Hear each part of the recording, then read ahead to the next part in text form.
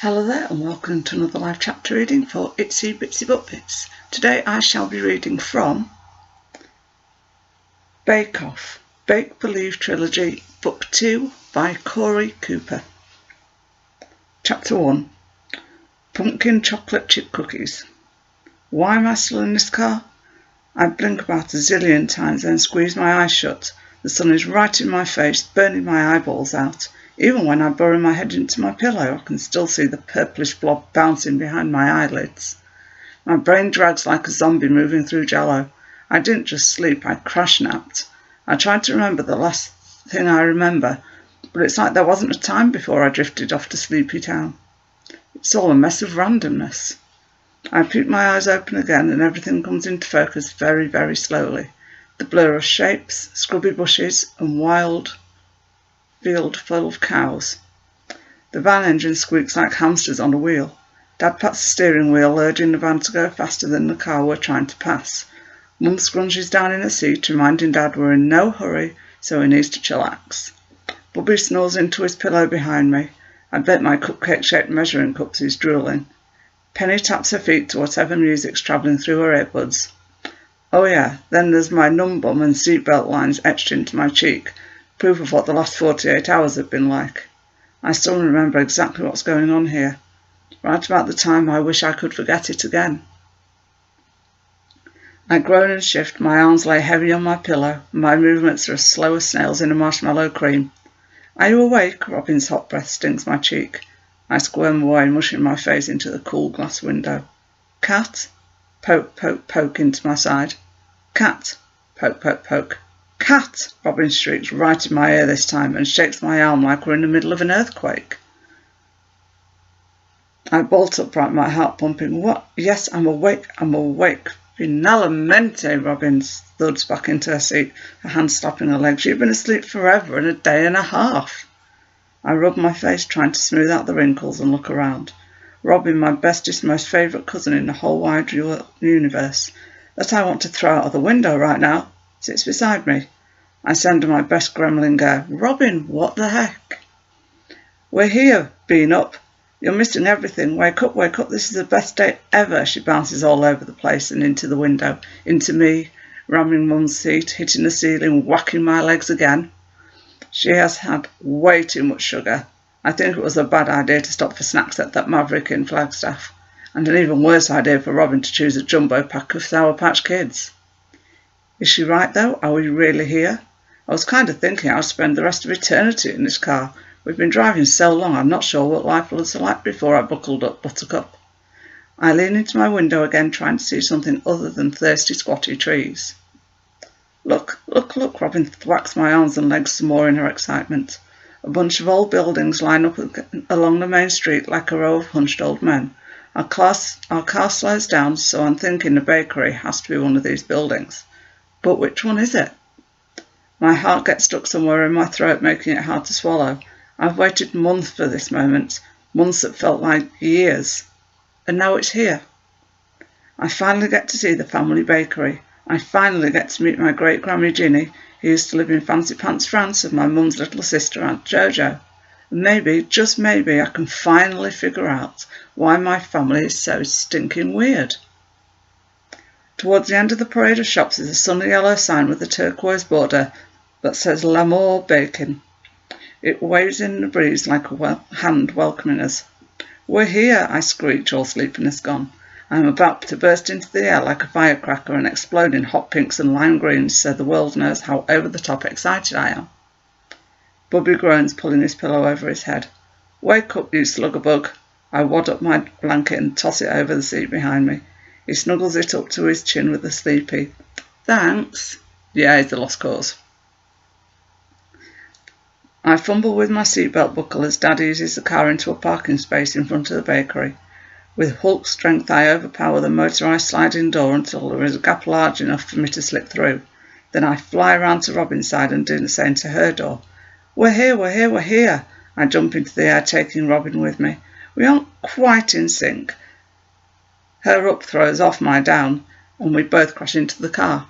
You guys are so weird. Penny steps out of the van, then grabs the arch of her foot and pulls her legs straight up next to her face in a stretch that looks completely unnatural. and painful.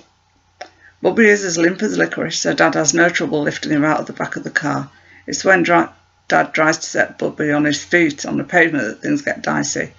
Bubby leans into Dad's leg and blinks with heavy eyelids. His thumb sneaks to his lips. The kid looks like he's about to timber into the bushes. Dad rests a hand on Bubby's head and takes a deep breath, letting it out slowly. I copycat in to see what that's all about. The air is crisp and clean, like it is in the mountains around boys. I think the kind of air you want to fill your lungs with and hold on to. It makes me think of fall and love and happiness and home. In fact, this whole place feels like coming home after a long, tiring trip, which in a way, I guess we are. Dad smacks the hood with his palm. Wow, I forgot how much I love this town. Coming, Bridge? Mum slowly steps out of the car, her face pinched. Her eyes dart around, not stopping on anything for more than a couple of seconds. She looks like she wants to run screaming down the street with both hands waving in the air. That would be funny, but also soups embarrassing. I better do something. I skip over and throw my arms around Mum's waist, squeezing her guts out. Mum laughs and hugs me back. I don't think she can help it. I'm kind of irresistible, you know. We're here. Robyn reaches for Mum's hand. The smile that was just starting to climb falls 50 stories. Mum's arms go stiff at her sides, her lips flip upside down and a corner stretch into her chin. I follow her gaze to the door of the bakery, which just swung open. A tiny lady with snow-white hair that curls around her ears toddles towards us. She clings to the arm of my mum's clone, except this version is younger and her blonde hair is cut in an A-line bob with black blue tips. Aunt Jojo. And the lady with her has to be great-Grammy Ginny. They wave like they are trying to bring us faster to them with just the power of their arms, or bringing them faster to us, or whatever. Great-Grammy Ginny takes the tiny mincing steps that make it seem like she walks in slow motion, but she covers the ground in no time at all. Once she is within reach, she throws her arms around my mum. I can't believe my eyes. Oh, my Bridget, my love, you've come home. Her voice is a tinkling bell that slips into my soul and quivers. I love her already. The top of her cutesy patootsy head comes to my shoulder, and I am kind of a shrimp. Next to Robyn, great-Grammy Ginny looks like a little kid. She's plumpish in a cosy way, with brown eyes that look almost black. The weird thing is, even though she has old lady hair, her face is young with 0 wrinkles. When she pulls me down into a tight hug, the scent of vanilla and cinnamon cling to me too. Oh, we are so happy to have you here. Me too, I raise my voice since my mouth is still muffled into her hair. Thank you for letting us come visit, great-Grammy Ginny. Oh, no, she tuts, pulling away. That is too much of a mouthful. You call me Gigi. That's easy, no? No, I mean yes, Gigi. She takes my face between her palms and stares at me with so much focus I start to wonder if I have a booger or something hairy in my teeth. You are how old, remind me? 14. Gigi's eyes dart across my face a moment longer, then she squishes my cheeks and my lips poof out. You are the most beautiful girl. I wait my whole life to see you here. I try to smile, but my lips won't move upwards with her hands there. They pooch out like I'm eating a lemon. It's okay, though. She's not paying attention to my expression. She's too busy smacking big smooches at either side of my face. Gigi pats my cheek and turns to squeeze the life out of Robyn. I watch for half a second before I disappear into a tangle of arms and fringy queen kimono. Cat, cat, cat, soft hair tickles my cheek, and Jojo gives me an anaconda squeeze. Right when I think she'll let go, her arms get tighter. I gulp a breath and disappear into her shoulder again. Even if I could think of something to say right now, there wouldn't be enough air to pull it off. But that's not a bad thing. I wouldn't want to move right now for a whole tray of ooey gooey brownies. Jojo leans away, keeping her hands on my shoulders. She stares at me the way Gigi did, like she's trying to find out everything about me at a glance. Tears glisten in the corners of her eyes, but don't fall. When she smiles, cute little wrinkle lines move from her eyes to her hairline. I can't tell you how happy I am to see you. She twirls a lock of hair around her finger. I started to write you a letter so many times, but couldn't find the words. I am glad that you guys are here. I tried to answer, but there's something stuck in my throat. Even when I clear it, the thing stays put. It's having the weirdest effect on my eyes. They like sting and stuff. prickles, and now there's a tear sliding down my cheek. Yeah, I have no idea. Jojo plants a noisy kiss on my forehead. I can't wait to get to know you. I can't wait to find out everything about everything. I only wish you guys were here longer. A week is not enough time to catch up on forever.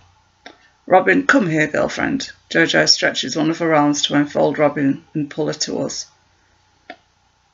Robyn rests her cheek against Jojo's head. This is like my dream come true. Jojo laughs. Seriously, Cat? Every year Robyn says, Cat would love this. I wish I could show this to Cat. I'll have to tell Cat about everything. Really? Jojo and Robyn nod together. It makes me feel all rosy glowy inside. Jojo, Bubby interrupts the love fest, tugging her hand. Gigi, Grammy G said you have cookies for me. Oh, shoot. Jojo slaps her palm against her forehead with a thump. That makes Bubby giggle. I am so silly I left them inside. Come with me, Mr. Andy Roo. Let's go on a super secret mission to get some cookies. Jojo takes Bubby's hand and then they disappear into the bakery. I watch them go. Part of me wants to see the inside so bad I can't wait another millisecond. But I stay put. I don't know why exactly, except there are so many feelings I'm feeling. Maybe I just need a few more minutes to feel them all. It's a super good thing I'm not trying to bake right now. If I did, the results would be catastrophic, I'm pretty sure. So I'm just going to lollygag here for a little while longer and soak it all in. I hope you enjoyed this chapter reading and that you'll go check out the book. Thanks very much for watching. Bye bye.